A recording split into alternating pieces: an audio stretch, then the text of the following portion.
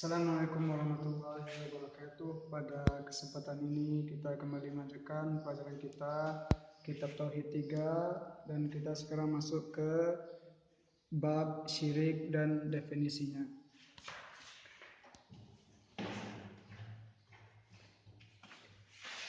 Sekarang tema kita adalah syirik. Kemudian yang kedua, di bawahnya kita ada pembagian syirik.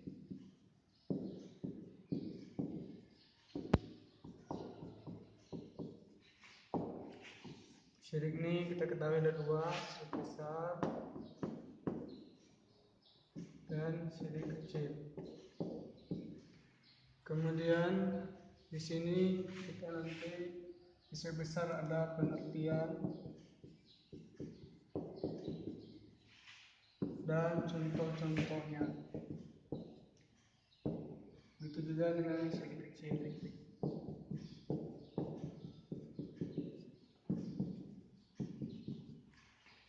Kemudian di sini yang ketiga kita akan menjelaskan perbedaan syirik kecil dengan syirik besar.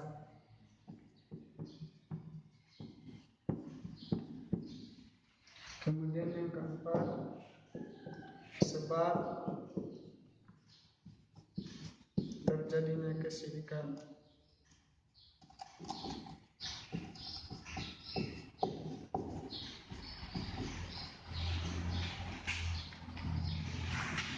Kita hapus, masuk kita ke yang pertama, yaitu syirik atau pengertian syirik.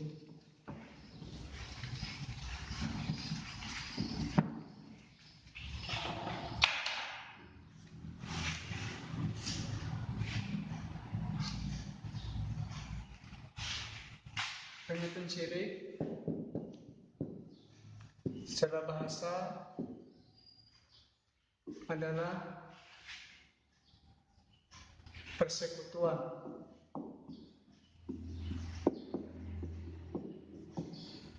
atau kita bilang juga kerjasama. Secara istilah artinya menyekutukan Allah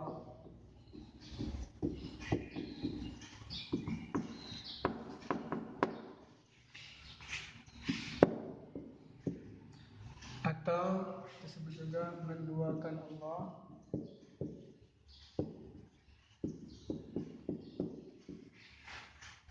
dalam kekhususan Allah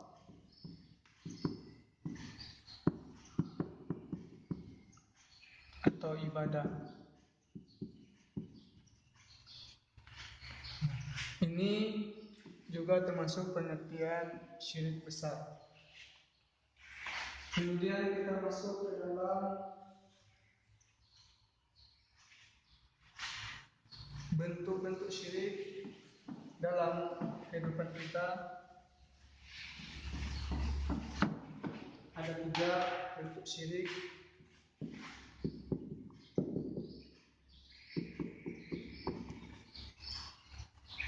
Yang pertama ini keyakinan. Yang kedua ucapan. Yang ketiga perbuatan. Jadi syirik itu mencakup semua hal, dari keyakinan, dari ucapan dan perbuatan. Di mana saja bisa terjadi kesyirikan. Kemudian kita akan melihat ancaman yang kita masuk ke syirik besar, ancaman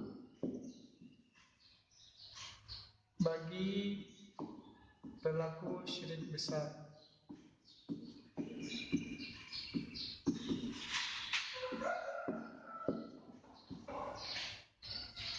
Yang pertama, ia dicap sesat dunia dan akhirat.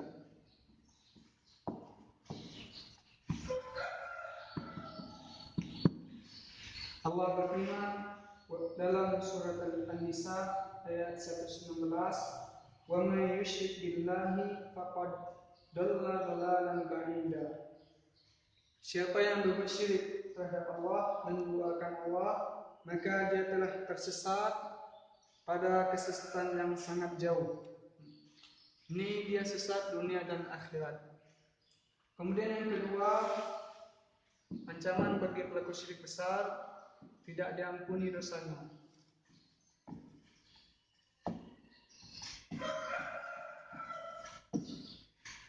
Allah berfirman, "Inna Allah la yaghfiru an yushraka bihi wa yaghfiru ma duna dzalika liman yasha. Wa man yusyrik billahi faqad iftara itsman 'azima." Sesungguhnya Allah tidak akan mengampuni siapa saja yang berbuat syirik kepadanya, dan mengampuni siapa saja yang ia kehendaki. Siapa yang berbuat syirik, maka dia telah melakukan dosa yang sangat besar. Jadi ini tidak diampuni dosanya kalau dia mati sebelum bertobat. Sedangkan ketika ia sudah bertobat, diterima atau tidak diterimanya itu adalah hak Allah Subhanahu wa taala. Sedangkan dosa-dosa yang lain, ketika kita atau manusia seorang muslim yang berbuat dosa dan tidak bertobat, insya Allah Allah akan ampuni dosanya dan dia akan masuk surga walaupun terkadang atau mungkin masuk neraka terlebih dahulu. Sedangkan pelaku syirik tidak, syirik besar, ketika dia tidak bertobat, kita masuk neraka selama-lamanya. Kemudian ancaman bagi pelaku syirik besar yang ketiga adalah haram baginya surga.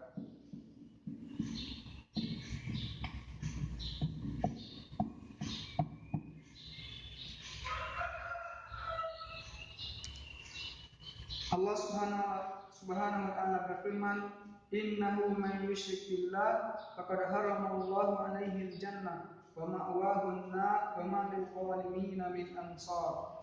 Sesungguhnya siapa yang berbuat syirik kepada Allah, sungguh Allah telah mengharamkan baginya surga dan tempat tinggalnya, tempat kembalinya adalah neraka, dan tidak ada penolong seorang pun bagi orang-orang yang zalim. Jadi syirik ini adalah orang-orang yang zalim. Siapa yang berbuat syirik, maka dia telah berbuat zalim. Sebagaimana firman Allah juga, di mana Luqman berkata kepada anaknya, "Inna syirka la zulmun azim." Sesungguhnya kesyirikan adalah kezaliman yang sangat besar. Haram baginya surga. Ketika surga haram baginya, maka nerakalah yang lebih cocok untuknya. Di neraka ini dia kekal. Siapapun orangnya, siapapun saudaranya, jika dia berbuat syirik, maka tidak ada seorang pun yang dapat membantunya. Sebagaimana Allah katakan tadi, "Wa ma lil zalimin min ansar." Kita sudah sebutkan sebelumnya anak Nabi Nuh yang berbuat syirik, maka Nabi Nuh tidak bisa menolongnya walaupun dia seorang nabi, walaupun ayahnya seorang nabi. Rasulullah juga tidak dapat menolong pamannya walaupun pamannya sudah menolongnya, sudah berusaha menjaganya dari kecil sampai dewasa, sampai berdakwah. Namun karena dia berbuat syirik, tidak ada seorang pun dapat menolongnya, mengeluarkannya dari neraka, tidak ada syafaat untuk mereka. Kemudian yang keempat, amalannya dibatalkan. Allah berfirman, "Walau asyraku lahabita anhum ma kanu ya'malun." Dalam surah Al-An'am ayat 88, seandainya mereka berbuat syirik, maka dihapuskan semua yang telah mereka kerjakan. Allah juga berfirman, "Walaqad uhiya ilaika wa ilal ladzina min qablika la in asyrakta la yahbatanna 'amaluka wa la takunanna minal khasirin."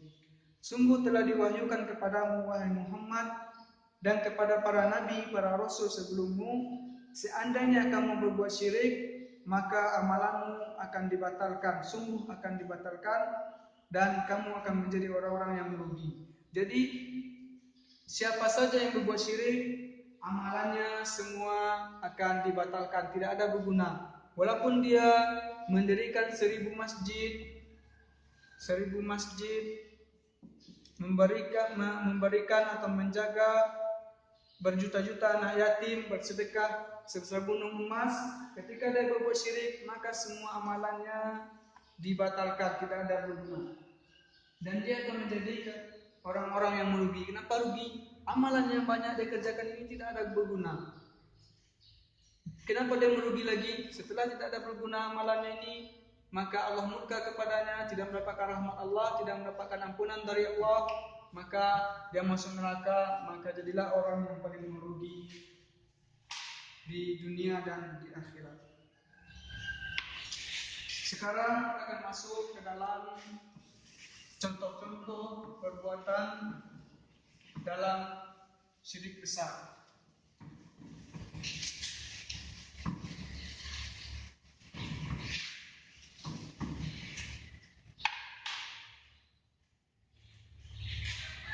Contoh perbuatan syirik.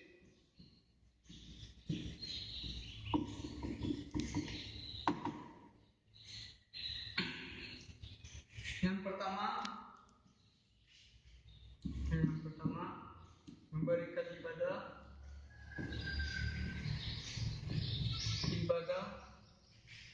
kepada selain Allah.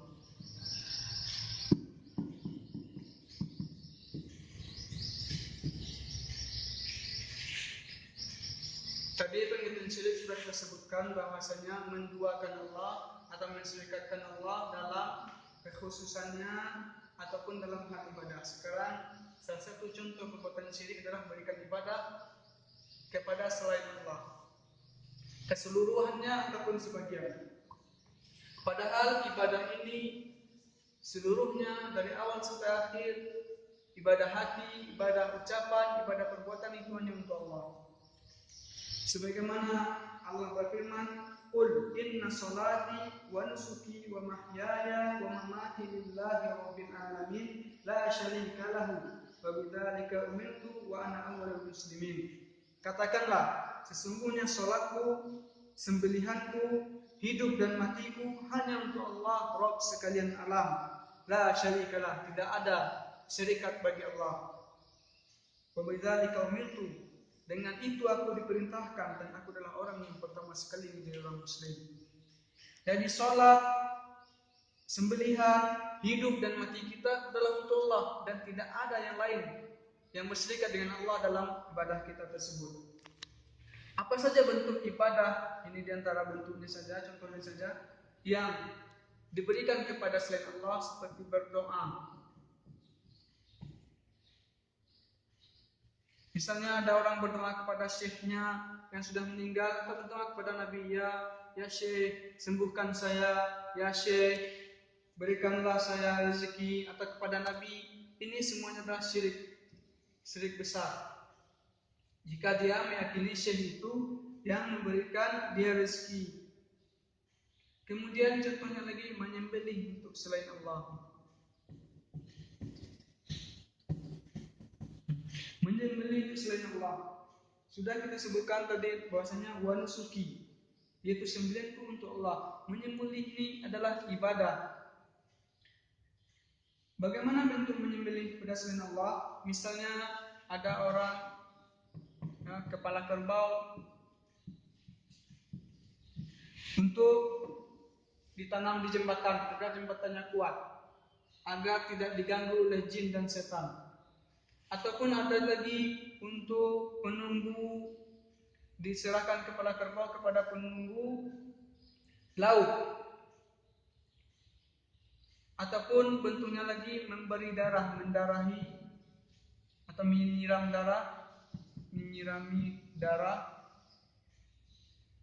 darah di ketika membangun rumah. Kita melihat ini ketika orang-orang, sebagian orang Islam membangun rumah baru, maka disembelihlah ayam atau binatang lain, maka darah dialiri di sekitar rumah tersebut. Ataupun ada juga orang yang membeli kendaraan baru, disembelih ayam, maka darahnya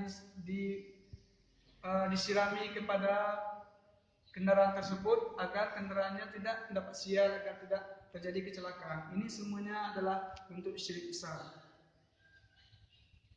Ataupun ada juga orang yang menyembelih ayam, misalnya dalam belajar bela diri, dicari ayam hitam, serba hitam, kemudian dipotong ayamnya, sebagian diambil, sebagian ditanam dalam tanah. Untuk apa ditanam dalam tanah? Untuk setan, untuk jin. Bentuknya lagi takut kepada selain Allah. Takut ini adalah ibadah. Sebelumnya juga kita sudah sampaikan, Allah berfirman, "Fala takhafuhum wa khafuni in kuntum mu'minin." Dan janganlah kalian takut kepada mereka, dan takutlah kepadaku kalau kalian benar-benar beriman. Takut ini ibadah hati. Ketika orang-orang takut, misalnya melewati suatu tempat yang dianggap angker, pohon besar, maka dia melewati pohon tersebut, minta izin terlebih dahulu. Ini takut kepada selain Allah, takut kepada jin, takut kepada setan. Ini adalah syirik besar. Kemudian ini tadi memberikan ibadah kepada selain Allah. Yang kedua, datang ke dukun atau peramal. Ke dukun atau peramal.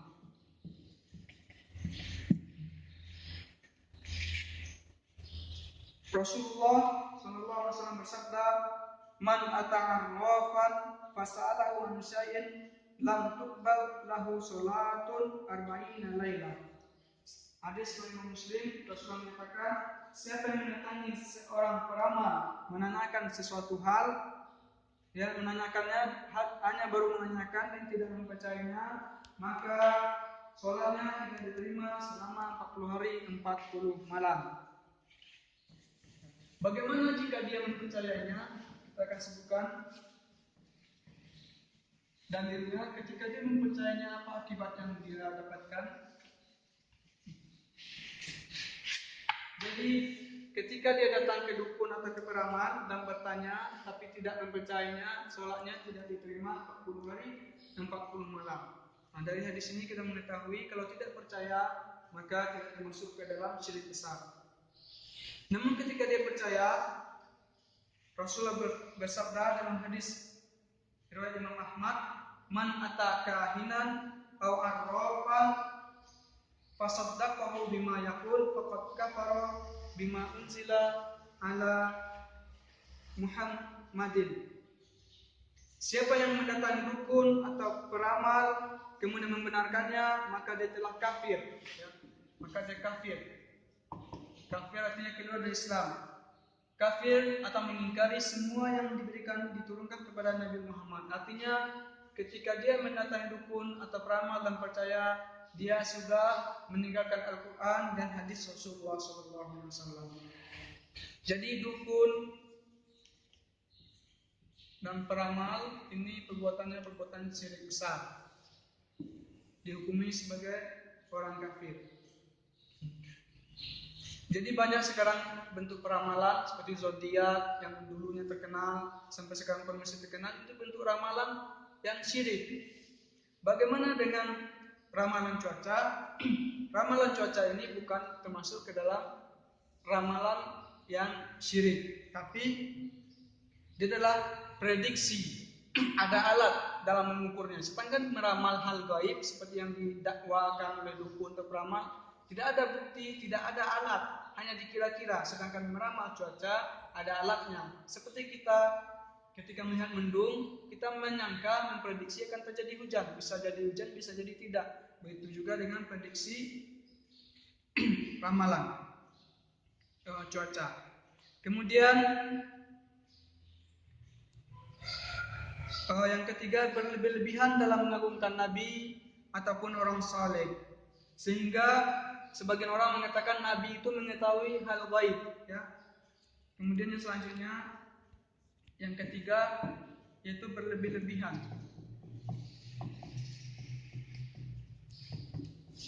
dalam mengagungkan